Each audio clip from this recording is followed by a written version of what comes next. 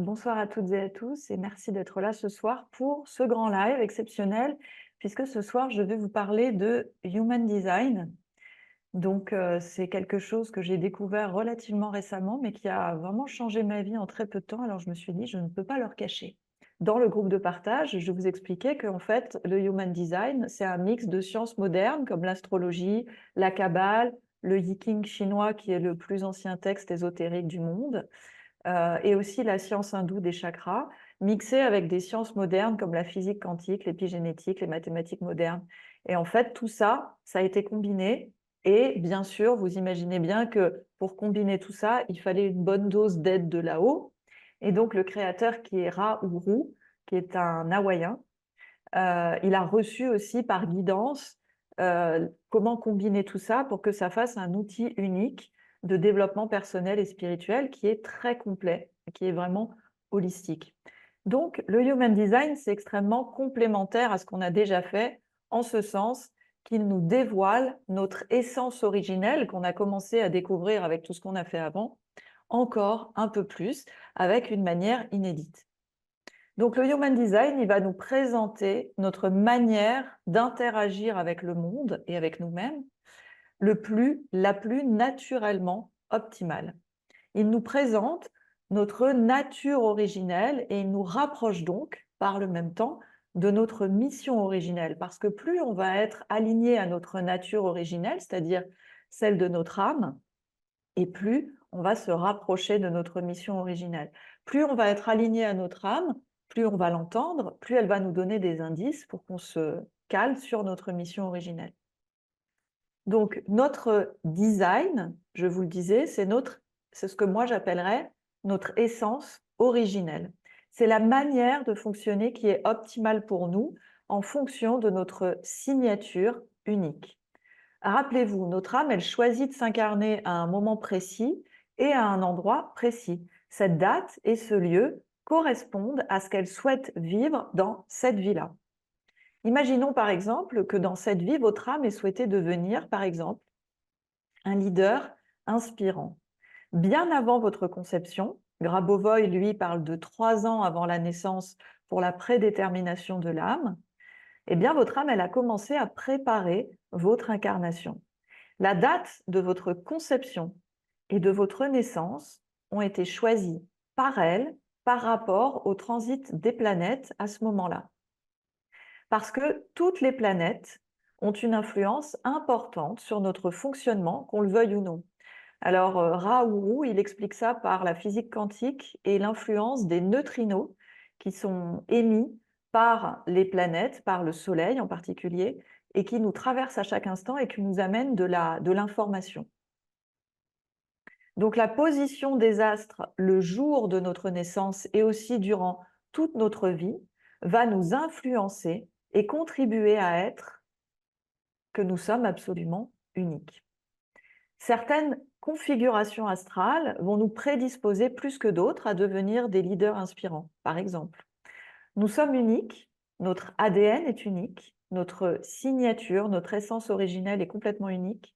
Et le Human Design nous permet de découvrir nos spécificités et du coup de mieux vivre en respectant notre essence originelle. C'est la science de la différenciation et de l'unicité. Donc associé à la pacification des blessures, eh bien, c'est un vrai bonheur parce que ce que nous connaissons des blessures et ce que nous allons découvrir du Human Design mis ensemble va nous permettre de mieux comprendre pourquoi nous agissons d'une certaine façon et vers où nous nous dirigeons au fur et à mesure que nous pacifions nos blessures. Le Human Design va aussi nous apporter une vision plus énergétique de notre fonctionnement. Par exemple, comment fonctionnent nos batteries énergétiques? Certains profils auront plus d'énergie que d'autres, et lorsqu'on en tient compte, on peut vraiment se sentir mieux. Mais aussi, quel est le fonctionnement de mon intuition? Qu'est-ce que c'est juste pour moi de prendre des décisions dans l'instant, ou vaut-il mieux attendre avant de décider? Revenons à notre naissance. En fonction de ce qu'elle souhaitait expérimenter, notre âme a décidé de s'incarner à un moment précis et dans un lieu précis. C'est pour ça que pour établir notre carte de design humain, on entre nos données de naissance, c'est-à-dire la date de naissance, l'heure et aussi notre lieu de naissance. Si vous n'avez pas votre heure exacte de naissance, essayez à différentes heures de la journée. Les données principales ne vont pas changer forcément. Votre type et votre autorité resteront sans doute les mêmes. Et ce sont les seuls éléments qui nous intéressent aujourd'hui. Pour le lieu, c'est pareil. Si vous ne trouvez pas le lieu exact de votre naissance, essayez d'abord dans les deux sites que je vous ai conseillés, designhumain.eu et Designhumain France, et essayez avec les grandes villes les plus proches et regardez s'il y a une différence dans votre type énergétique. Si vous ne trouvez pas votre ville dans un des deux, regardez sur l'autre. On vous remet les deux liens dans le chat. Donc pour ceux qui n'ont pas encore téléchargé leur carte, c'est vraiment le moment de le faire. Donc le Human Design, ce n'est pas un simple test de personnalité, c'est un révélateur de votre essence originelle qui met en lumière la beauté en chacun de nous. Le Human Design nous donne des informations qui ne doivent pas rester des éléments théoriques. C'est vraiment des stratégies à mettre en place dans notre quotidien pour vivre notre design, pour nous rapprocher de notre nature originelle et ainsi intégrer notre dualité et nous épanouir. Donc ce soir, l'objectif, c'est de vous présenter très brièvement les 5 types énergétiques en Human Design. Notre type énergétique, c'est notre mode de fonctionnement. Vivre son design, je vous l'ai dit, c'est incarner notre essence originelle en respectant naturellement les spécificités de notre type énergétique. Mais bien sûr, comme d'habitude, ne me croyez pas sur parole. L'important, c'est d'expérimenter et de voir comment ça résonne en vous quand vous l'expérimentez. Alors, juste avant de commencer, je vais donc maintenant vous parler de votre essence originelle. Peut-être que vous allez vous reconnaître dans ce que je vais vous dire et peut-être que non. Si vous ne vous reconnaissez pas, c'est peut-être parce que vous êtes encore trop conditionné par vos blessures et les croyances qui vous ont été transmises, les croyances sur vous, ou que vous vous êtes identifié à des proches. Et du coup, vous avez mimé leur fonctionnement à eux au lieu d'être vraiment dans votre fonctionnement. Imaginons que vous portiez un gros pull noir. Il représente vos fonctionnements, vos conditionnements, pardon. Dessous, vous avez un sous-pull rose. C'est votre essence originelle. Si je vous dis « tu es habillé en rose », vous allez peut-être me répondre « bah non, je suis habillé en noir ». Mais le noir, c'est seulement la couche superficielle, tandis que moi, je vous parle de la couche profonde que vous avez peut-être oubliée. Vous vous êtes identifié à vos conditionnements, à votre personnalité égotique, et vous avez oublié votre personnalité fondamentale. Peut-être que vous avez adopté un fonctionnement qui n'était pas le vôtre pour plaire, pour vous conformer à ce qu'on semblait attendre de vous et que vous n'en avez pas changé depuis. Si vous êtes certain de vos données de naissance, votre charte de Human Design, si vous avez bien rentré ces données, est obligatoirement juste. Peut-être que vos blessures ont dévié votre fonctionnement, c'est ce que nous allons voir dans un instant. Toutes ces raisons, en tout cas, peuvent expliquer que vous puissiez avoir du mal à vous reconnaître dans votre charte. Et pourtant, c'est bien vous. Dernière chose, je vais vous donner ce soir des explications très générales, mais nous avons ensuite chacun de multiples particularités qu'on verra dans les prochains mois du cercle pour ceux qui participeront au cercle, qui vont venir colorer cette première analyse et la rendre unique. Voilà. Alors, je vous partage le joli PowerPoint. Merci Delphine.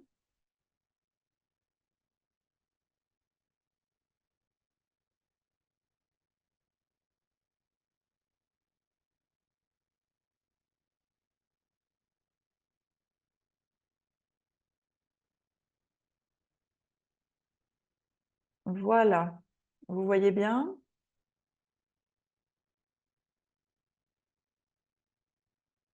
Alors, j'espère que ça va parce que j'ai plus le chat. Est-ce que ça va si je fais ça? Voilà, ça avance, c'est bon? Où est passé le chat?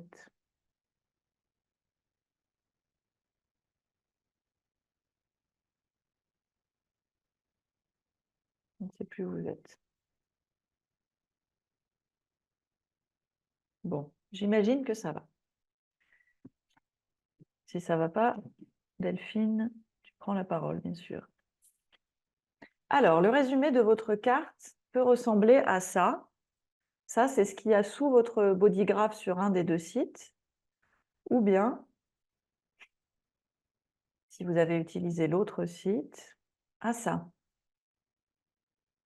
Donc, ce qui va nous intéresser, c'est le type, l'autorité intérieure, la stratégie, je vais vous en parler de toute façon. Et c'est tout pour ce soir. Donc, munissez-vous tous de votre bodygraph, mais surtout du résumé qu'il y a juste à côté. Le bodygraph, on ne va pas en parler ce soir. Bodygraph ou schéma corporel. Aujourd'hui, on va s'intéresser au type énergétique en Human Design. Donc, on a dit que le type énergétique, c'était notre mode de fonctionnement, d'interaction avec les autres et avec le monde. Notre type énergétique, il influe aussi sur la manière dont on va gérer notre réservoir d'énergie au quotidien. En connaissant nos forces, nos faiblesses, nos zones de génie et nos talons d'Achille, vous allez voir que ça va devenir plus simple de naviguer dans notre réalité. Ça va nous permettre aussi de ne pas culpabiliser de certains comportements qui peuvent paraître étranges, mais qui s'expliquent par notre type énergétique. Par exemple, vous voyez sur cette slide que les réflecteurs sont un type très rare qui représente 1% de la population seulement. Donc, comme ils ont une essence originelle très rare, eh bien, ça va faire d'eux des extraterrestres. Et donc, connaître leur mode de fonctionnement, ça peut littéralement leur sauver la vie et leur permettre de développer leur estime d'eux-mêmes, même quand personne ne semble pouvoir les comprendre. Et puis, vous allez voir qu'ils ont un fonctionnement qui est tellement particulier que si on ne les prévient pas, ils peuvent passer des années ou des dizaines d'années avant de comprendre comment ils fonctionnent. Je vais vous partager maintenant quelques slides pour vous présenter les différents types énergétiques. Donc, j'espère que vous avez bien tous repéré votre type énergétique. Je vais quand même essayer de retrouver le chat. Voilà, super, je l'ai. Parce que vous allez me dire au fur et à mesure que j'aborde votre type, quand c'est le vôtre. Donc, on va commencer par parler des manifesteurs et j'invite tous les manifesteurs à se manifester dans le chat.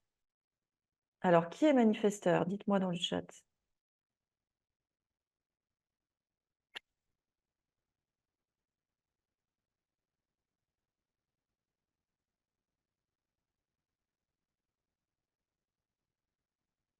On en a quelques-uns.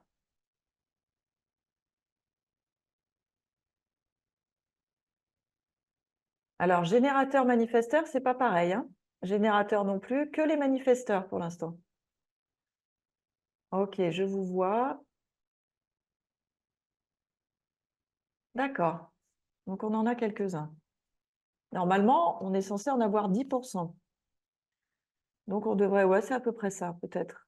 Ouais, d'accord, super.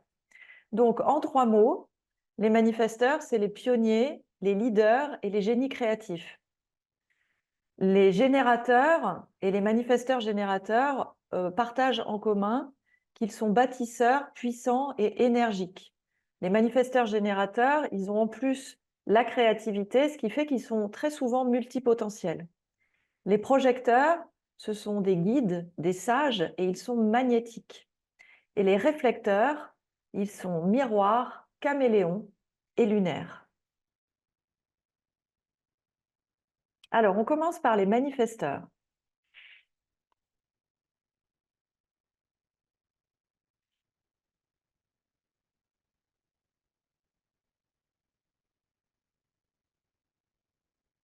Donc, les manifesteurs sont vraiment des pionniers et des génies créatifs. Ils ont toujours un temps d'avance sur les autres. Ils sont là pour faire bouger les choses et pour initier le mouvement. Ce sont des locomotives ultra rapides qui sont nées pour impacter un grand nombre de personnes. Ce sont des visionnaires inspirés, des leaders avant-gardistes. Ils avancent quoi qu'il arrive. Ce qu'on va faire, c'est que je vais commencer par vous parler de l'essence originelle de chaque type, c'est-à-dire de leur nature originelle, celle d'avant leur blessure ou d'après la pacification de leur blessure. Et ensuite, on va parler pour chaque type de la personnalité déviée de chaque type, encore sous le joug de l'ego et des blessures. Donc, commençons par les manifesteurs pacifiés ou avant leur blessure. Les manifesteurs pacifiés ont une très grande puissance créatrice. Ils ont 1000 idées par jour et ils les manifestent, les matérialisent facilement quand ils vivent leur design, c'est-à-dire quand ils sont dans leur essence originelle, donc quand ils ont pacifié en partie leurs blessures. Ils sont indépendants, ils sont rapides, ils ne craignent pas la solitude, ce qui leur permet de dérouler leur grande créativité sans être dérangés. Typiquement, ils ont vraiment besoin de paix intérieure et d'harmonie parce qu'ils aiment être dans leur monde pour pouvoir dérouler leurs idées. Donc, ils peuvent aimer être seuls typiquement, c'est les personnes qui vont aimer être seules pendant des heures dans un espèce de bureau pour réfléchir à leurs projets, à leurs idées, etc. Ils aiment faire les choses comme ils le veulent et quand ils le veulent. La liberté est absolument fondamentale pour les manifesteurs. Ils ont très peur d'être contrôlés et d'être manipulés et ils ne supportent pas ça. Donc, dès qu'ils sentent qu'il y a quelqu'un qui va empiéter sur leur territoire, ils mettent tout de suite de la distance. On ne peut pas les enfermer. Les manifesteurs ont facilement du succès. Ce sont en général des êtres charismatiques. Leurs idées émergent naturellement et elles visent souvent à impacter positivement les autres. Leur rôle est ensuite d'expérimenter ce qu'ils ont intuité avant de le transmettre. Les manifesteurs sont donc des pionniers expérimentateurs, ils font beaucoup d'expérimentations, beaucoup d'expériences, qui par leur enthousiasme et leur charisme ont la capacité d'entraîner un grand nombre de personnes derrière eux. Très important, les manifesteurs pacifiés ont compris que pour impacter les autres positivement sans les bouleverser, ils doivent communiquer, informer les personnes qui vont être impactées par leurs actions pour qu'elles ne soient pas surprises et qu'elles tirent le meilleur parti de ces changements. Parce que souvent, un manifesteur, il veut aller très très vite et donc en fait, il a l'impression qu'il a communiqué alors qu'en fait, il n'a pas communiqué. Il a l'impression que les autres sont dans sa tête et qu'ils ont suivi ce qui se passait alors que pas du tout. Et donc, lui, il avance, et au bout d'un moment, il en parle aux autres, et les autres sont complètement paniqués. Quoi? Mais qu'est-ce que tu as fait? Mais pourquoi tu as fait ça? Mais non, mais c'est pas possible et tout. Parce qu'en fait, ils n'ont pas été prévenus. Donc, en fait, ils sont bouleversés. L'ego n'aime pas le changement, donc ils sont complètement paniqués, alors qu'il aurait suffi de prévenir. Mais le manifesteur, au départ, n'aime pas prévenir parce qu'il a peur d'être ralenti, il a peur d'être freiné, il a peur qu'on lui dise non. Donc, souvent, il a tendance, quand il n'est pas pacifié, à cacher un peu les choses pour aller plus vite. Mais le problème, c'est qu'après, il doit passer un temps fou à réparer ses erreurs en restaurant la confiance qu'il a perdue auprès des autres, qui se sentent aussi trahis souvent par les manifesteurs. Et donc, du coup, il doit restaurer la confiance en expliquant pendant des minutes, voire des heures, pourquoi il a fait ça, pourquoi c'est une bonne idée, etc. Donc, c'est super important, pas qu'il se freine, mais qu'il communique avec toutes les personnes qui vont être impactées par ses décisions. Et ça va lui changer la vie. D'autre part, très important, si ce sont des manifesteurs avec une autorité émotionnelle, ce qui est le cas pour la plupart des manifesteurs, donc les manifesteurs avec autorité émotionnelle doivent absolument attendre d'être calmes émotionnellement avant de prendre des décisions importantes. Et ça, c'est vraiment ce qui a changé ma vie. Parce que en tant que manifesteur, eh bien, j'ai extrêmement d'idées, je les matérialise extrêmement facilement, mais je peux complètement confondre mes émotions avec mon intuition. Et donc, quand il y a un projet qui m'enthousiasme, eh bien, je dis oui et je m'implique dedans, alors qu'en fait, j'étais enthousiaste parce que le projet était génial, mais il n'est pas forcément fait pour moi. Et du coup, après, ben, ça m'est arrivé plein de fois de dire, bah, écoute, ton projet est génial, mais finalement, je sens que ben, il n'est pas pour moi, quoi. Et là, les personnes se sentent trahies, ben, vous cassez complètement leur enthousiasme, enfin, c'est très compliqué. Donc, si vous êtes manifesteur émotionnel, il faut absolument, quand vous avez une idée, avant d'initier quelque chose, il faut vraiment attendre 3 jours et 3 nuits, d'avoir plusieurs vagues émotionnelles qui passent. C'est un peu comme quand vous achetez une maison. Il faut la voir, on dit, quand il fait pas beau et quand il fait beau, et au printemps et en hiver, vous voyez? Ben, c'est un peu la même chose. Vous confirmez les manifesteurs? Chantal qui dit: «Ça va avec le 3, la communication». Absolument, absolument. Oui, il y aura un replay, bien sûr. Alors du coup, bah, on imagine bien ce qui se passe pour les manifesteurs non pacifiés. Et puis vous imaginez bien aussi qu'on est tous un peu pacifiés, un peu non pacifiés, donc c'est normal de se reconnaître dans les 2 tableaux. Donc les manifesteurs non pacifiés, ils sont impulsifs, ils vont trop vite, ils s'emballent, ils manifestent des projets non alignés pour eux et pour le monde, ils s'éparpillent. Ils agissent sous le coup de l'émotion et après, ils regrettent. Du coup, après, ils disent: «Oh mon Dieu, qu'est-ce que j'ai fait? J'arriverai pas à m'en sortir. Oh là là, j'aurais pas dû faire ça». Enfin voilà, les manifesteurs qui sont émotionnels, ils vivent des vagues émotionnelles. Un coup, ça va très bien, un coup, ça va moins bien, un coup, ça va très bien, un coup, ça va moins bien. Toutes les personnes qui ont une autorité émotionnelle, hein, pas que les manifesteurs. Et donc, du coup, il faut apprendre à vivre avec ces vagues émotionnelles, à pas de leur accorder trop d'importance, mais simplement à attendre qu'il y en ait plusieurs qui soient passés pour prendre une décision. Les manifesteurs non pacifiés, ils n'informent pas les gens autour d'eux, par oubli ou pour ne pas être freinés, ce qui va créer des perturbations. Ils doivent ensuite restaurer la confiance perdue. Ils impactent négativement les autres avec leur peur et leur colère. Ça, c'est super important. Les manifesteurs, quoi qu'ils fassent, ils ont un impact très important sur les autres. Donc, par exemple, un manifesteur qui a peur et qui va appeler des amis pour leur en parler, il va faire très peur à ses amis. Donc, il faut faire attention parce que vous pouvez avoir un impact négatif très fort sur les autres. Quand vous êtes en colère, vous pouvez vraiment traumatiser les gens quand vous êtes en colère. D'ailleurs, on vous a certainement peut-être déjà dit que vous étiez très dur, très sèche, méchant, parce que vraiment, quand vous êtes en colère, vous avez la parole constructrice et la parole destructrice. Donc, il faut faire très attention et je vous conseille vraiment, quand vous êtes en colère, quand vous avez peur, quand vous êtes triste, soit vous avez quelqu'un qui est très stable, à qui vous pouvez parler de ça, mais sinon, prenez l'habitude de transmuter vos émotions seul et de revenir au neutre émotionnel avant de parler aux autres parce que vous pouvez vraiment les bouleverser. Et en plus, après vous, la vague émotionnelle va partir, vous allez de nouveau être bien, et puis la personne en face de vous, elle est encore traumatisée. Vous lui dites: «Bah, qu'est-ce qui t'arrive? Bah, c'est toi là, tu m'as mis super mal». «Bah non, mais ça va bien maintenant, tout va bien». «Ah ben non, moi il me faut du temps pour récupérer». Donc il faut faire très attention. Et donc les manifesteurs non pacifiés sont impatients, très impatients, parce qu'ils trouvent que le monde va vraiment trop lentement. Ils sont très irritables parce qu'en fait, ils sont toujours dans leur monde créatif et qu'ils auraient envie d'y être tout le temps et que dès qu'il y a quelqu'un qui les dérange, dès qu'il y a un bruit autour, ça les dérange en fait dans leur créativité, donc ils sont irritables. Ils sont durs et ils sont souvent dans leur monde créatif. Donc il faut qu'ils fassent plus attention au monde autour d'eux. Quel est leur fonctionnement énergétique? Leur aura, elle est puissante. Quand ils rentrent dans une pièce, en général, on les remarque. Elle est dense, cette aura, mais elle est aussi mystérieuse et elle est fermée. Ils ne laissent pas les gens pénétrer dans leur champ énergétique, à moins de leur faire vraiment confiance. Ils protègent farouchement leur territoire énergétique car ils ne supportent pas d'être contrôlés.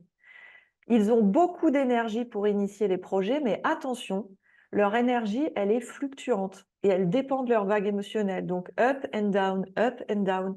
Ça veut dire que quand ils ont de l'énergie, ils sont à fond, à fond, à fond, à fond. Et puis d'un coup, ils n'ont plus d'énergie du tout, souvent parce qu'ils n'ont pas respecté leurs limites et qu'ils se sont pris pour des générateurs ou des générateurs manifesteurs ou qui sont avec des générateurs manifesteurs qui ont plus d'énergie qu'eux. Et d'un coup, ils sont complètement crevés. Et là, il faut vraiment qu'ils aillent se reposer. Donc, vraiment, les manifesteurs, je vous invite à faire des pauses régulièrement dans la journée pour vous reposer. Moi, je fais des petites siestes, je vais me poser, je me mets dans l'eau.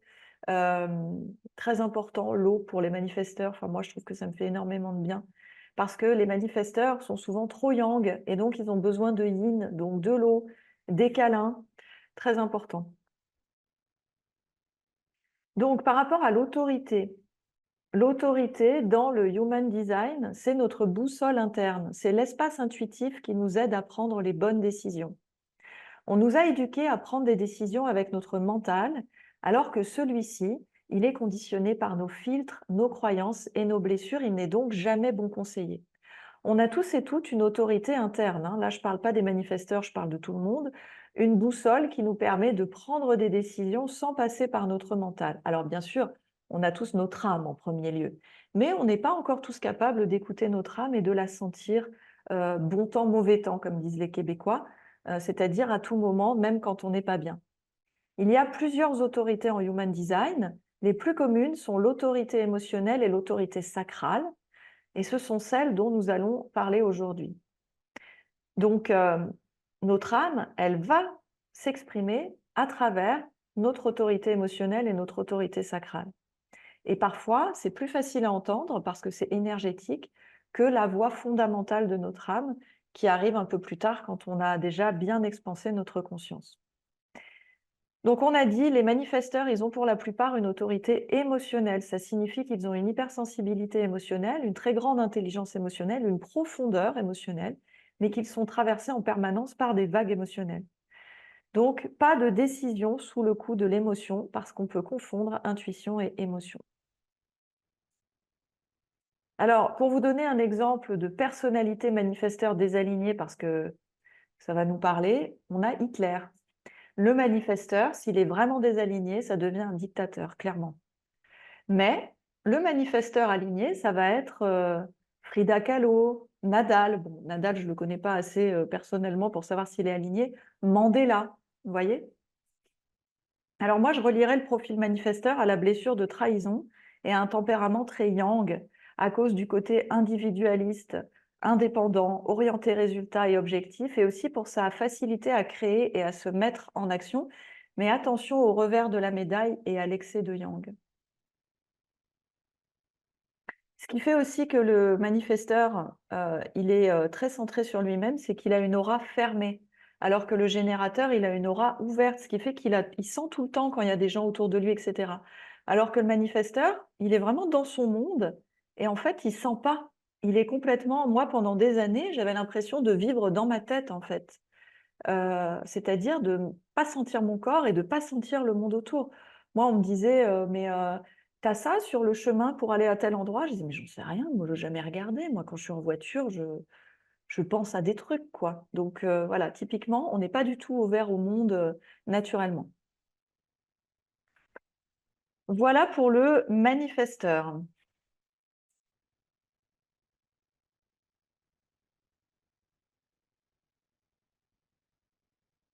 Je vérifie que je vous ai tout dit. Donc, après vous avoir décrit les autres types énergétiques, je vous donnerai 3 clés pour optimiser votre fonctionnement de manifesteur. On passe maintenant aux générateurs manifesteurs et aux générateurs.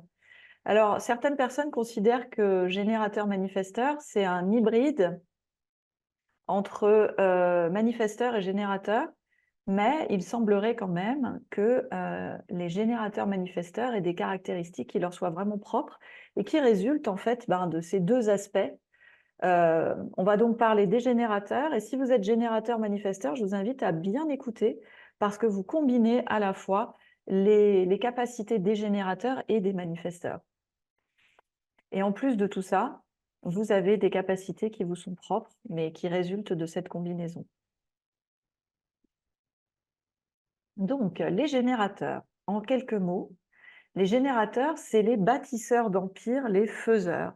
Ils sont capables de faire, faire, faire, faire. Ils ont énormément d'énergie. C'est ceux qui ont le plus d'énergie. Il y a vraiment aussi un amour du travail, mais à condition qu'ils soient dans leur mission originelle et qu'ils soient au bon endroit. Donc, c'est vraiment des personnes qui aiment travailler, qui aiment s'accomplir dans le travail. Ils ont une énergie hyper solaire, puissante et durable. Mettez-moi dans le chat si vous êtes générateur. Moi, je les appelle les piles Duracell parce qu'ils ne s'arrêtent jamais. Ils n'ont pas besoin de s'arrêter. Ils n'ont pas besoin de faire de pause ou presque pas. Quand ils sont au bon endroit, au bon moment, ils ont une énergie qui est incroyable et que je leur envie, étant manifesteur. Ils sont ouverts au monde. Et ça, c'est génial aussi parce que du coup, ils vont tout capter. Ils ont la capacité d'avoir une grande intuition et de tout capter dans leur champ. Et ce sont des instinctifs parce qu'ils ont un centre sacral défini. Donc, ils peuvent avoir une autorité émotionnelle ou une autorité sacrale. Je crois qu'il y a plus d'autorité sacrale chez les générateurs. Donc, on va en parler de l'autorité sacrale. S'ils ont une autorité émotionnelle, eux aussi, ils devront attendre 3 jours et 3 nuits avant de prendre leur décision pour avoir senti comment se trouve leur décision dans ces multiples vagues émotionnelles. Si ça fait toujours oui dans toutes les vagues émotionnelles, alors c'est que c'est oui. Donc, les générateurs et les générateurs manifesteurs, ils ont un réservoir énergétique qui leur fournit une énergie puissante et constante. Quand ils sont dans leur mission originelle à la bonne place, ils se mettent au service d'une cause et de leurs rêves et ils se réalisent dans l'accomplissement de leurs tâches. Ils ne se fatiguent pas et ils mettent leur puissance énergétique au service du collectif. Voyons à quoi ressemble un générateur pacifié.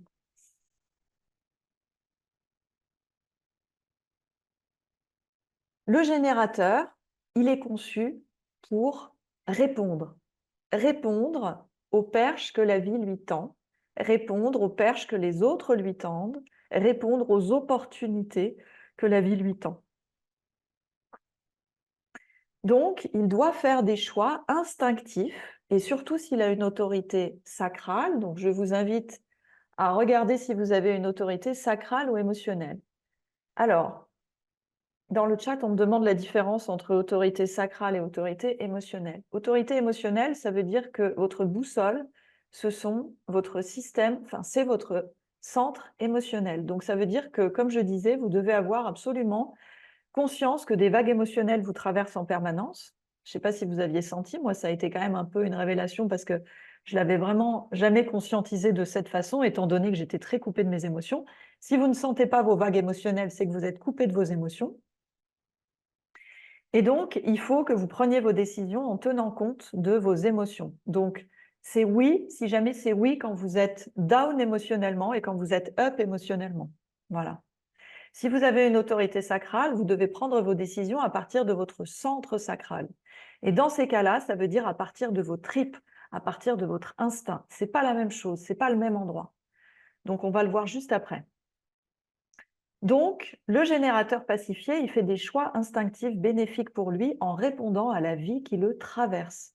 Il participe à des projets qui le font vibrer. Il se met au service du collectif. Il s'accomplit en grande partie dans son travail s'il l'aime.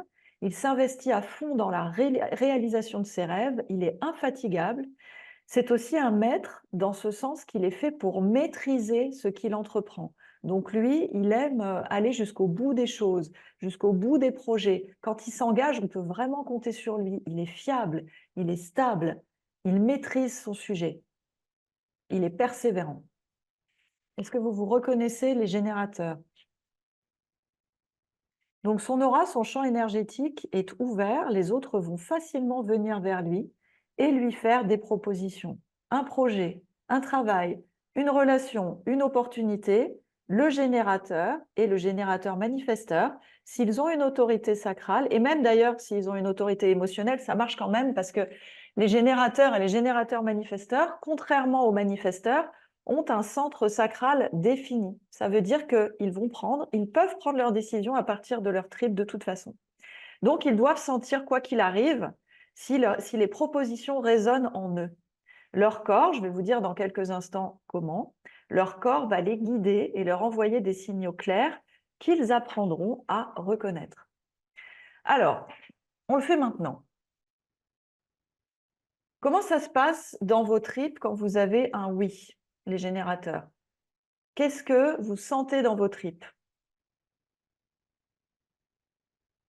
Alors, Laurence nous dit « ça vibre ». Très bien.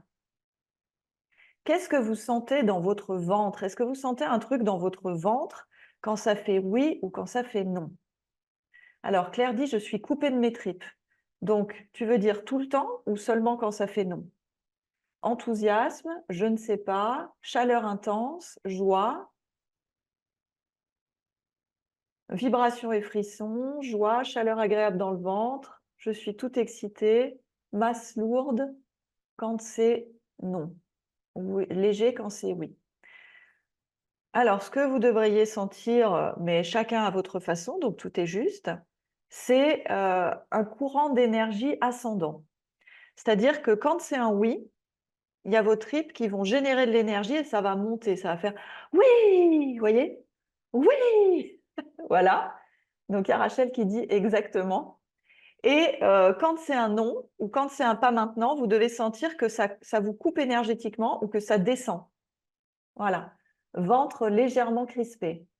Tout à fait. Ok, c'est exactement ça. Alors, les manifesteurs, ça dépend s'ils ont une autorité sacrale ou émotionnelle. S'ils ont une autorité émotionnelle, ils vont sentir dans leur corps, puisque les émotions, c'est dans le corps. Mais il faut qu'ils sentent dans plusieurs vagues émotionnelles. Alors que les autorités sacrales, et donc les générateurs et les générateurs manifesteurs ont tous un centre sacral défini, donc ils peuvent tous faire cet exercice. Les générateurs et les générateurs manifesteurs, ils vont avoir un signe au niveau de leur ventre qui va être très clair et ils n'ont pas besoin forcément d'attendre les vagues émotionnelles.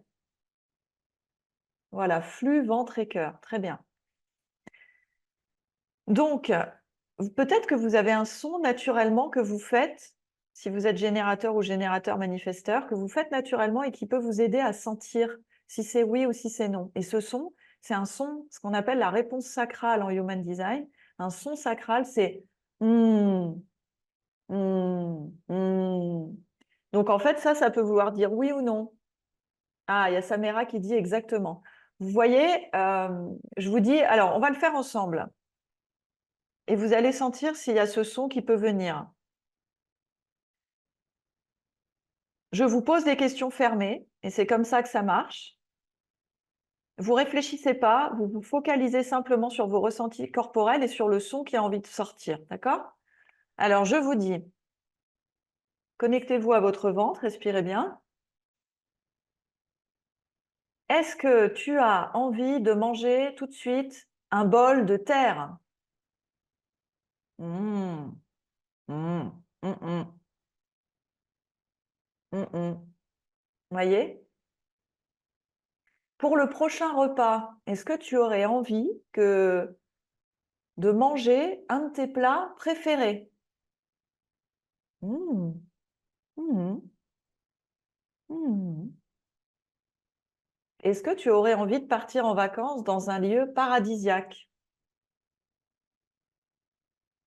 Mmh. Mmh. Est-ce que tu as envie de marcher pieds nus sur un sol brûlant? Mmh.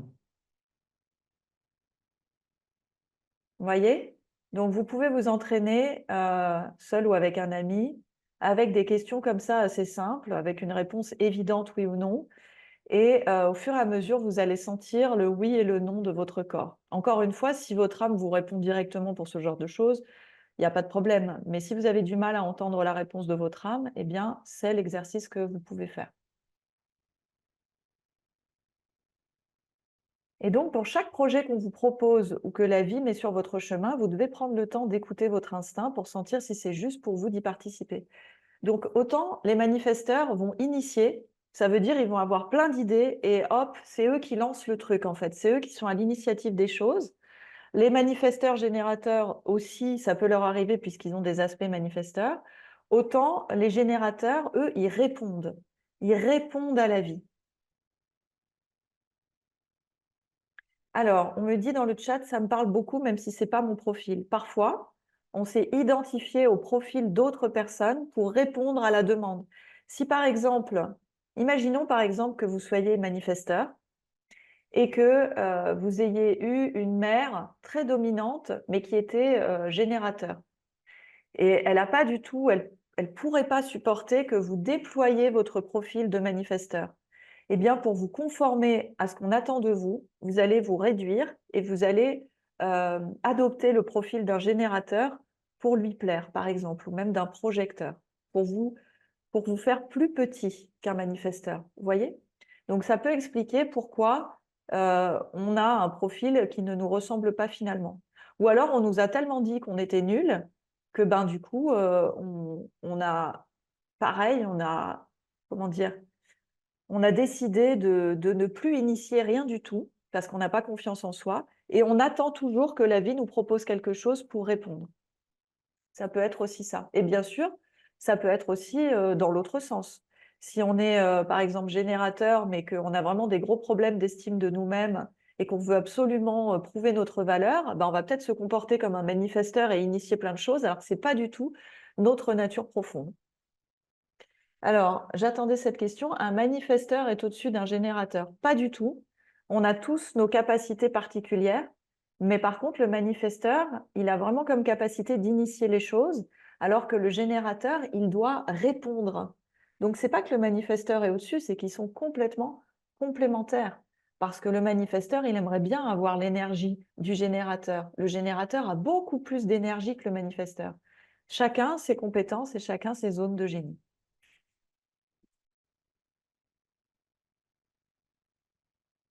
Alors, le générateur non pacifié, qu'est-ce qui se passe? Eh bien, il va avoir tendance à dire oui à tout ce qu'on lui propose et il va se sentir frustré ensuite parce qu'il n'est pas à sa place. Donc, il peut être un peu comme un poulet sans tête qui court partout parce qu'il n'écoute pas son intuition et son instinct avant de répondre aux opportunités et il s'éparpille. Il peut dire oui pour faire plaisir, il peut dire oui parce qu'il a plein d'énergie et donc il a l'impression qu'il peut tout faire. Et du coup, il va dilapider sa précieuse énergie dans des projets qui ne sont pas alignés pour lui. Il va faire des choix mentaux au lieu d'écouter son instinct. Et ça, c'est vraiment ce qui peut lui arriver de pire, c'est-à-dire qu'au lieu d'écouter ses tripes, eh ben, il va faire des choix logiques et il va se retrouver en fait complètement éteint dans des situations qui ne sont pas pour lui. Quand il n'est pas à la bonne place, il s'arrête parce qu'il se sent coincé et à l'étroit. Est-ce que ça vous parle, ça? Quand on n'est pas aligné, est-ce que ça vous fait ça? Il y a Fabienne qui dit c'est encore pire quand on est générateur manifesteur parce qu'on est multipotentiel. Et oui, complètement, parce que si vous êtes générateur manifesteur, vous avez la créativité du manifesteur et l'énergie du générateur, donc vous avez encore plus d'opportunités de vous tromper. Donc il faut vraiment faire très attention à ça.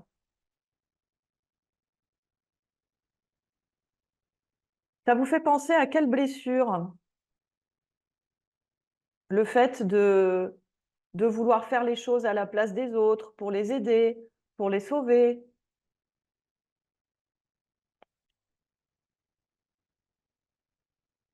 Humiliation, gagner. Moi, ça me fait penser à la blessure d'humiliation parce qu'on a l'impression, parce qu'on veut faire à la place des autres pour les aider. Alors bien sûr, ça peut être un peu toutes les blessures, hein, ce que vous avez dit n'est pas faux, mais moi, ça m'a fait penser à ça parce que c'est une histoire de territoire. On a tendance à aller vers des territoires qui ne sont pas les nôtres parce qu'on a beaucoup d'énergie, parce qu'on veut aider et aussi pour ne pas vraiment avancer nous-mêmes, parce que rappelez-vous que notre ego n'aime pas le changement. Donc, ça peut être très lié au syndrome du sauveur. Donc, si vous êtes générateur, il faut vraiment apprendre à sentir là où vous êtes attendu par la vie et à arrêter de penser qu'en faisant à la place des autres, vous les aidez.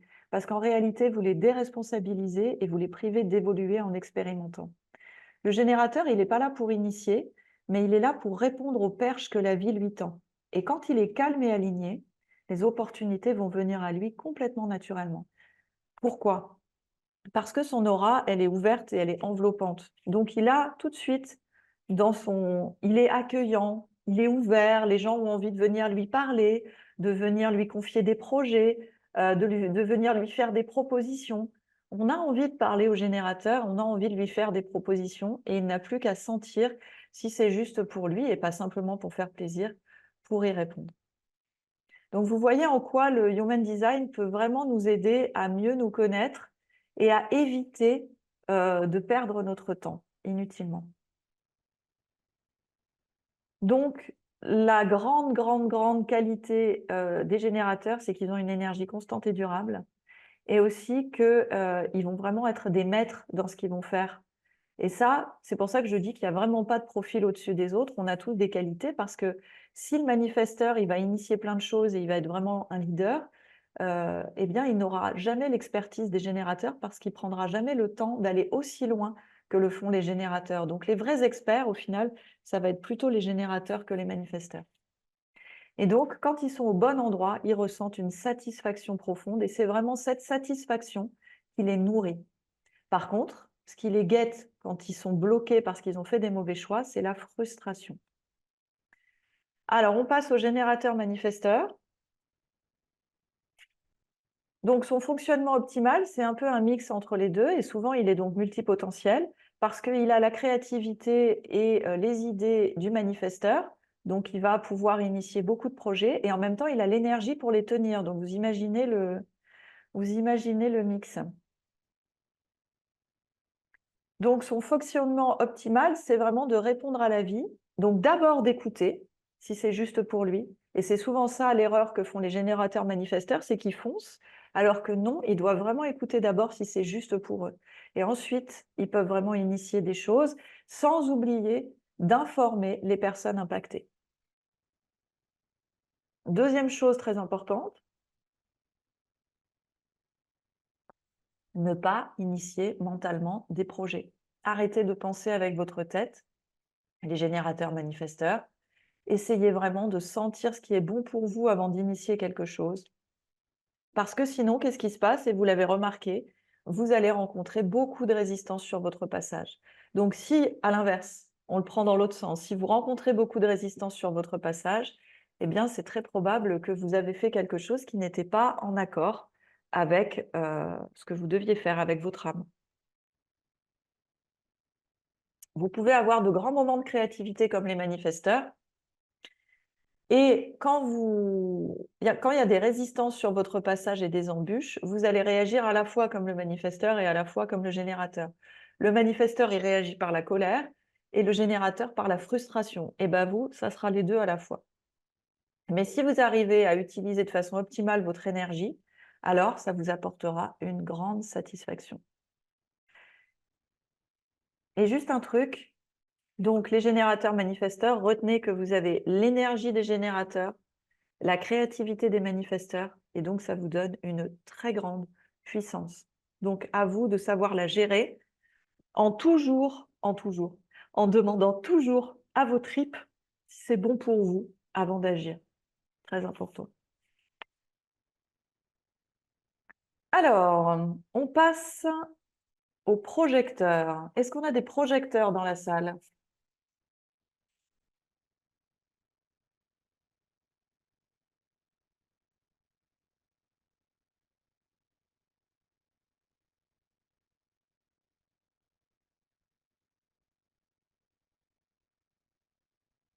Ok.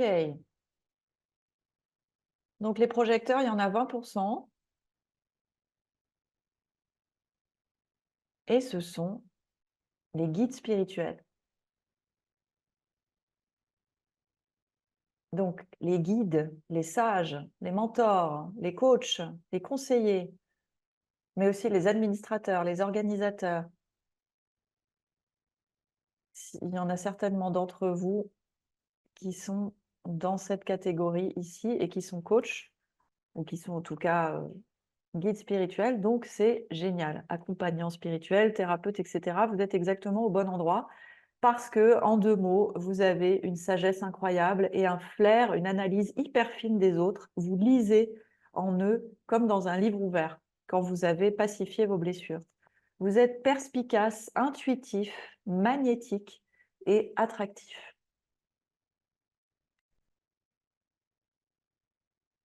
Donc, les projecteurs, ils ont une sensibilité et une capacité de claire perception particulière.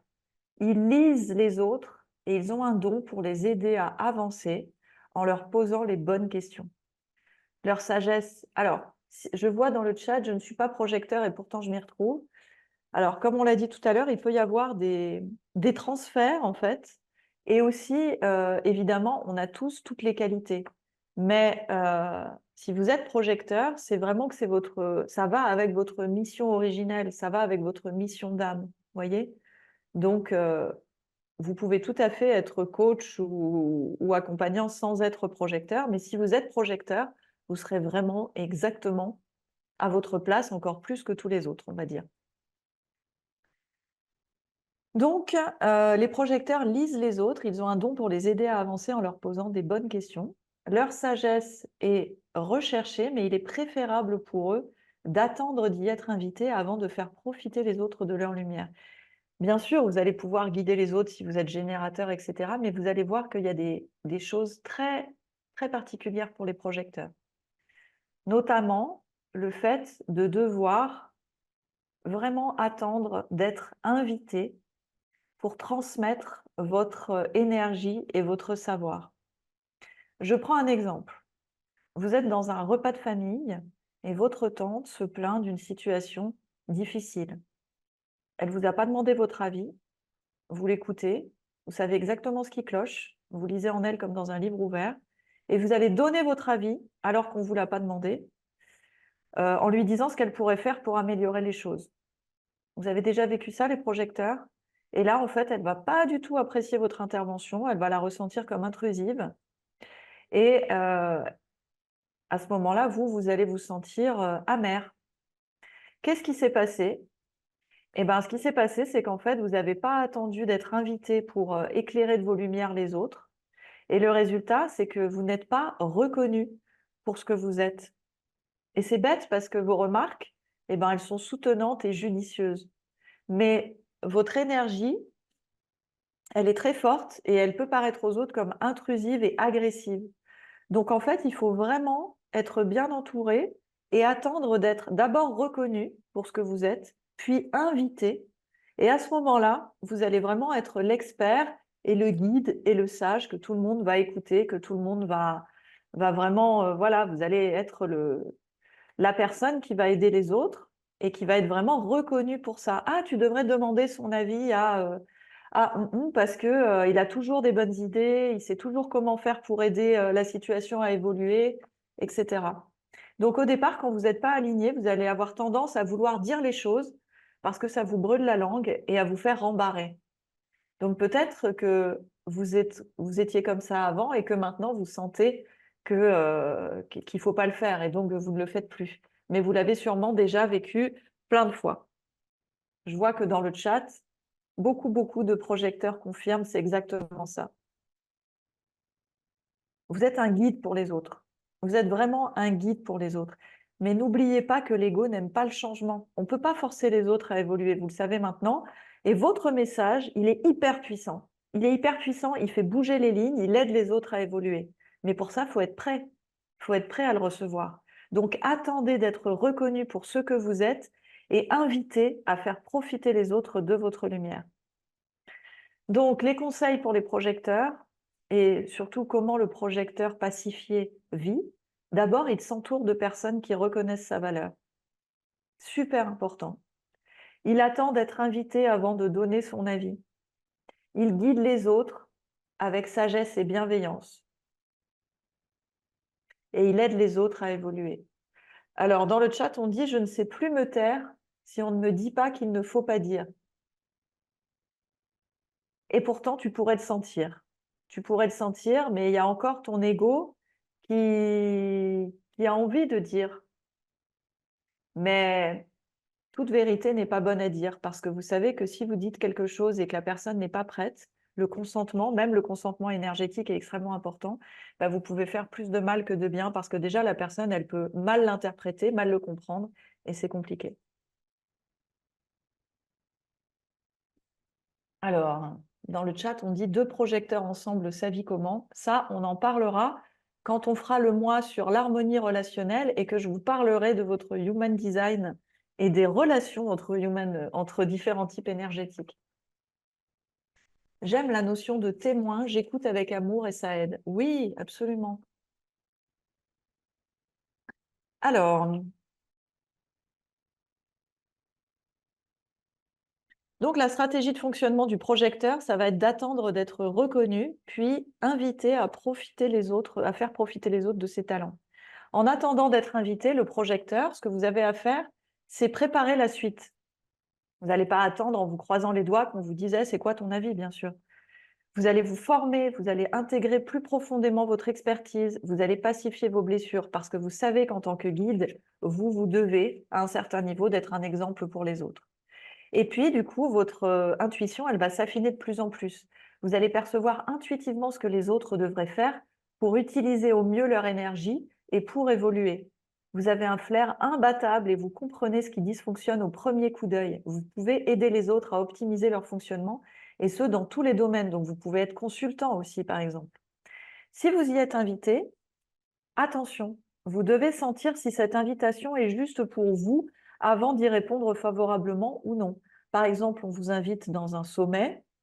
Toi, je prends un exemple, vous êtes invité à un sommet de l'amour fondamental, mais ce n'est pas du tout votre domaine en fait. Vous êtes coach business. Eh ben, vous allez sentir si c'est juste ou pas pour vous d'y participer. Ce n'est pas parce qu'on vous invite à participer à quelque chose que c'est juste pour vous. Donc, faites bien attention à aussi rester dans ce qui est juste pour vous. D'ailleurs, quand on parle d'invitation, on ne parle pas forcément d'une invitation formelle envoyée par la poste, hein. Ça peut être un regard, un geste, mais aussi une invitation de la vie, comme des éléments qui apparaissent de nombreuses fois dans votre champ pour que vous vous y intéressiez. Par exemple, vous êtes dans une soirée et puis vous sentez que vous avez un truc à dire à quelqu'un et puis la personne, elle n'arrête pas de vous regarder et puis elle vient vers vous, vous sentez vraiment, c'est comme une invitation. Et donc, vous pouvez lui dire, dis-moi, j'ai remarqué quelque chose et j'aurais aimé peut-être en parler avec toi, mais je ne veux pas du tout te... Voilà. Si vous avez senti vraiment cette invitation énergétique de la part de la personne, vous pouvez proposer, mais toujours en vérifiant qu'elle est consentante avant de lui donner des informations, bien sûr. Et on n'oublie pas que la clairvoyance, on ne la partage pas, on la partage pas non plus Heu, trop, parce qu'il y a aussi notre filtre qui peut être là. Donc quand je dis: «Vous avez remarqué quelque chose», je parle de quelque chose de plutôt factuel, hein. On ne dit pas aux autres, «J'ai fait un cauchemar et tu mourrais dans un accident de voiture, je voulais t'en parler», quoi. Vous voyez, ce genre de choses. Je préfère préciser, comme je disais, comme je parlais de clairvoyance. Ce genre de choses, on ne le fait pas, bien sûr. Voilà, le projecteur non pacifié, ça donne quoi? Eh bien, il n'est pas reconnu.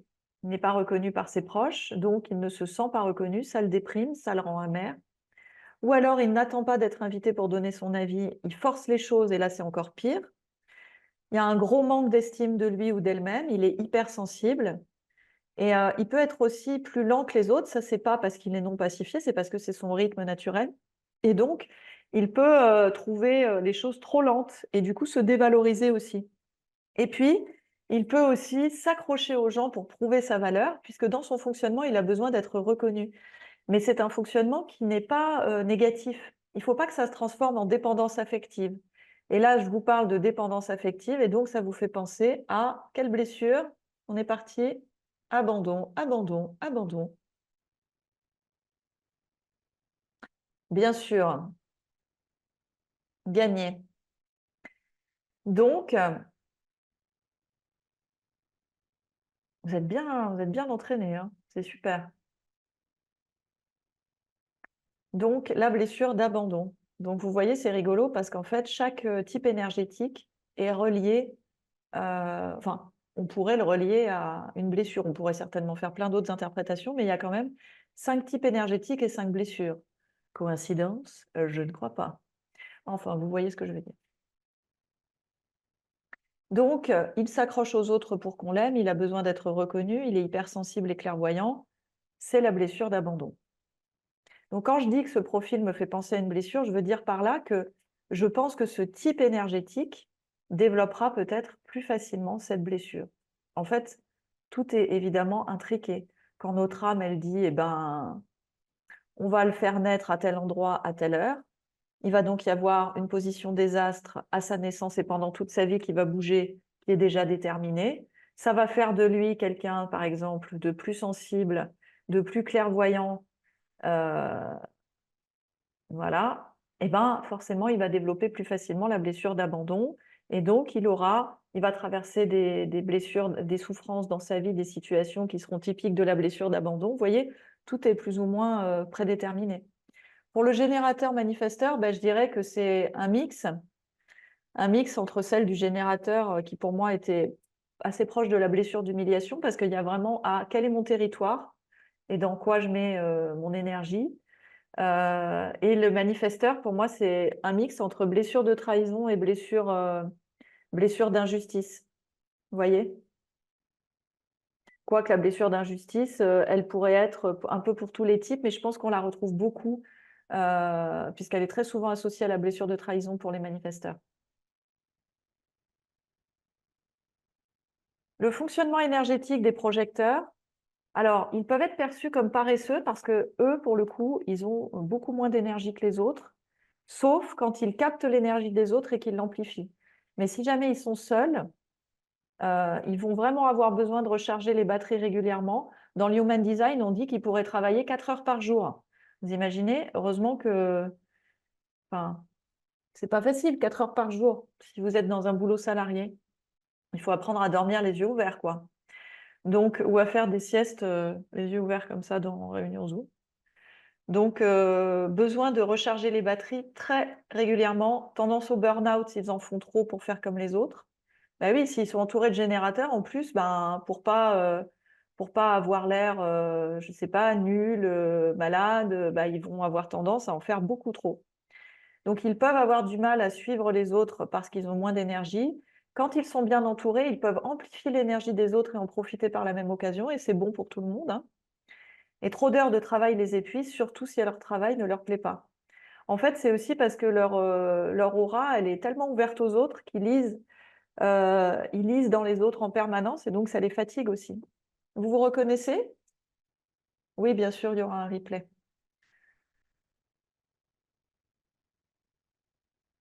Ok. Alors après, il peut y avoir des exceptions si vous avez des choses particulières dans votre thème énergétique, mais effectivement, ok, les projecteurs se reconnaissent, mais en général, voilà, ils vont être fatigués. Leur hypersensibilité va les fatiguer. Ah oui, alors effectivement, 2 projecteurs ensemble ne vont pas pouvoir se recharger les uns les autres, puisqu'ils n'ont pas la particularité des projecteurs, c'est qu'ils n'ont pas de centre énergétique défini. Donc du coup, ça veut dire que, bah, quand ils sont tout seuls ou quand ils sont avec d'autres projecteurs, donc qui n'ont pas de centre défini, bah, ils vont pas pouvoir se recharger. Moi, par exemple, j'ai pas de centre sacral défini parce que je suis manifesteur et que c'est une des particularités du manifesteur. Mais Nicolas, lui, il est générateur, il a son centre sacral défini. Et donc, du coup, quand on est ensemble, je me recharge à lui et lui, il se recharge à moi sur mes autres centres. Donc, c'est ça qui fait. J'ai compris pourquoi j'avais cette sensation incroyable que dès que je me mets dans ses bras, il se passe un truc genre comme si j'étais branchée au chargeur, quoi. Incroyable. Donc, c'est dû à ça. Alors, le vol d'énergie, c'est grave, me demande Lucie. Je me demandais à quel point, en fait, il y avait cette notion de vampirisme énergétique et j'ai pas encore trouvé la réponse. Mais on en parlera pendant le cercle parce que je vais trouver la réponse parce que ça m'intéresse effectivement. À quel moment c'est du vol d'énergie de l'autre? En fait, c'est pas forcément du vol parce que tu peux la prendre et l'amplifier. Et si tu la prends, excuse-moi, la réponse vient de me descendre au moment où tu as posé la question. J'avais pas la réponse il y a 2 secondes. Mais si tu prends l'énergie de l'autre et que tu la reflètes et que tu l'amplifies, c'est bon pour toi et pour lui. Par contre, si tu pompes l'énergie de l'autre, là, c'est du vampirisme énergétique.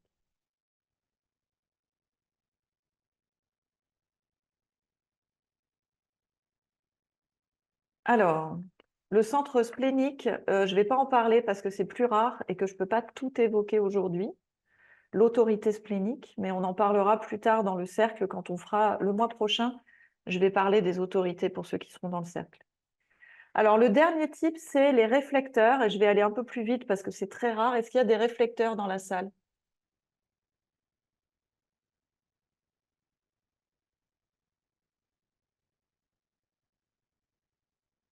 Sonia, tu es réflecteur? Je ne sais pas si c'est Sonia ou Jean, puisque c'est Sonia et Jean. D'accord. Alors, je veux bien que je ne sais pas si tu es sur le groupe de partage, mais envoie-moi un message privé si tu veux bien sur WhatsApp. Nicolas va te remettre mon numéro de téléphone dans le chat si tu l'as pas, parce que j'aimerais bien parler avec toi, parce que ça m'interpelle complètement. C'est extrêmement intéressant et j'aimerais bien savoir comment tu vis ton design. Donc les réflecteurs, je ne sais pas si tu l'apprends aujourd'hui ou si tu le savais déjà, mais c'est un fonctionnement extrêmement particulier et donc je pourrais t'appeler si tu veux pour t'en dire plus parce que c'est incroyable. Donc les réflecteurs, en fait, c'est vraiment des miroirs, des caméléons.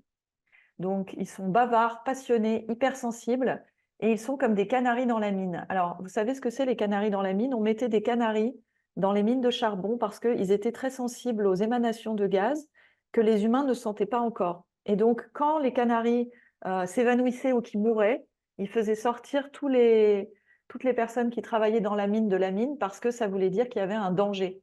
Donc, les réflecteurs, c'est ça, en fait, ils reflètent leur environnement au niveau énergétique. Donc, quand ils sont, et ils reflètent aussi l'évolution de l'humanité. Donc, ça ne doit pas être facile. Donc, en fait, ils vont refléter tout ce qui est autour d'eux. Et ils sont extrêmement sensibles au transit des planètes pendant leur cycle lunaire. Et selon la position des planètes autour d'eux, ils vont devenir réflecteurs. Donc, ils vont refléter la tendance du jour. Et donc, ils vont avoir une personnalité, en tout cas un fonctionnement de projecteur, un fonctionnement de générateur manifesteur, un fonctionnement de générateur ou un fonctionnement de manifesteur en fonction du transit astral autour d'eux. Donc c'est juste incroyable en fait. Ah ben Sonia confirme, ça me fait plaisir. Elle dit c'est carrément ça. Donc en fait, comme ils vont refléter les gens qui sont en face d'eux, soit ils vont leur renvoyer l'énergie qui dégage, soit ils vont l'absorber. Donc il faut qu'ils fassent très attention à ne pas absorber les mauvaises énergies autour d'eux, mais à les refléter comme un miroir. Parce que sinon, eh bien, en fait, ils risquent d'absorber les énergies des autres et c'est vraiment pas bon pour eux. Donc, ils ont toujours des parcours hors de la boîte. Ils permettent à ceux qui les entourent de grandes prises de conscience. Et très intéressant aussi, avant de prendre une quelconque décision, ils doivent attendre 28 jours, c'est-à-dire un cycle lunaire complet. Parce que, en fait, ils vont changer tellement pendant 28 jours, c'est vraiment des caméléons, que c'est un peu comme les vagues émotionnelles de l'autorité émotionnelle. Il faut attendre différents états émotionnels. Ben là, il faut attendre tous les 28 jours, parce que les 28 jours seront différents pour le réflecteur, et que donc, du coup, eh ben, il devra patienter pour prendre sa décision. Et comme il fonctionne par réflexion, il va avoir intérêt à échanger avec les autres pour refléter leurs pensées avant de prendre ses décisions. Donc, il va devoir parler parce que c'est en parlant avec les autres et en les reflétant qu'il va comprendre si c'est juste pour lui ou pas. Incroyable, hein? Pour vous aider à les utiliser plus facilement dans votre quotidien, je vais réciter 2 séquences que vous connaissez déjà. Auto-actualisation. 3, 1, 9, 6, 1, 2, 7, 1, 9, 8, 4, 9.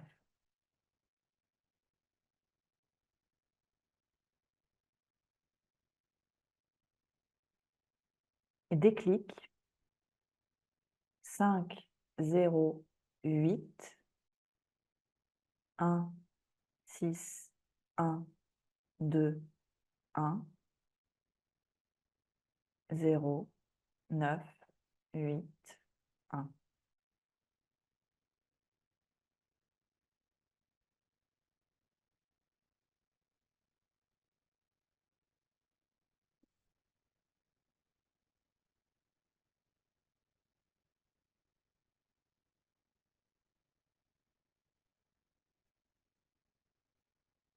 Alors, je sais que beaucoup d'entre vous ont attendu ce soir pour s'inscrire au cercle. Alors, je vais vous partager la page du cercle à l'écran, vous parler un petit peu des 3 formules. Et Nicolas, tu peux mettre le lien de la page du cercle dans le chat, ou Delphine.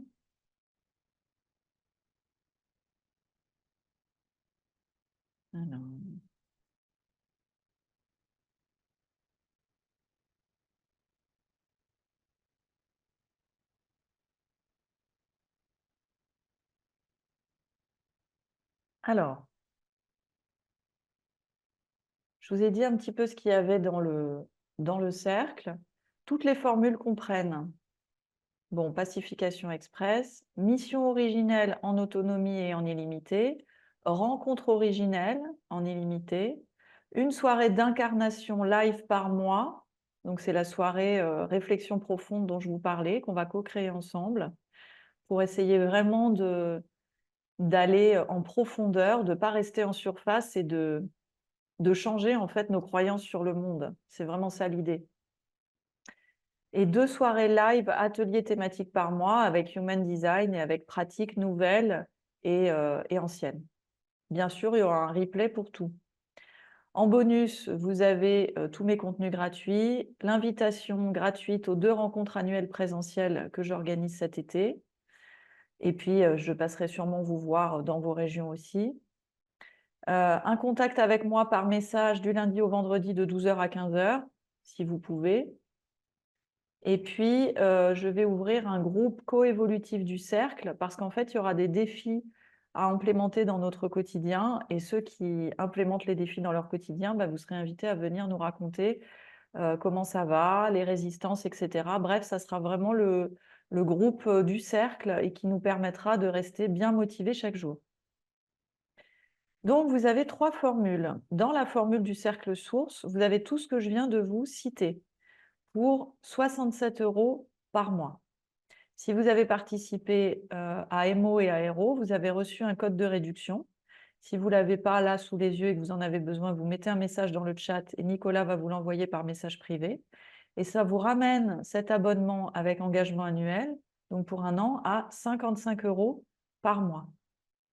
Dans la formule intermédiaire, qui est la formule cercle évolutif, vous avez tout le contenu du cercle source, avec en plus les 3 week-ends transformationnels par an.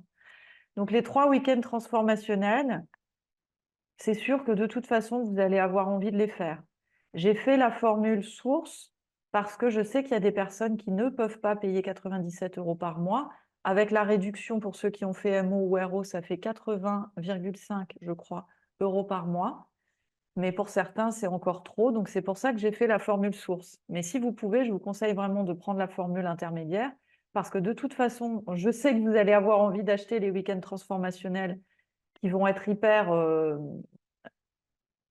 puissants, évidemment, mais hyper vraiment concentrés parce que je vais vous donner vraiment la quintessence de ce que j'apprends comme je l'ai fait pour l'EFT. Je le ferai pour certainement les neurosciences appliquées. Pour le human design, il y aura quelque chose de très condensé aussi. Il y aura quelque chose peut-être sur l'énergie sexuelle. Je pense que ça sera le thème, enfin l'énergie vitale, hein, quand je dis l'énergie sexuelle. Je pense que ça sera le thème des 3 prochains week-ends. Et si vous les achetez à part, parce que vous pouvez les acheter à part, vous les paierez plus cher, donc c'est beaucoup moins intéressant. Et dans la formule intermédiaire, vous avez aussi un appel par an, un bilan téléphonique avec moi. Voilà. Et puis, dans la formule premium, c'est le mentorat. Et donc là, vous avez des appels illimités avec moi et vous avez 2 séances d'experts par mois. Si vous êtes intéressé par le mentorat, eh bien, vous nous envoyez un email ou vous le notez dans le chat et puis je prendrai rendez-vous avec vous. Vous m'envoyez, le mieux, c'est de m'envoyer un message directement sur WhatsApp et on prend un rendez-vous téléphonique et on évalue si le mentorat répond à vos besoins.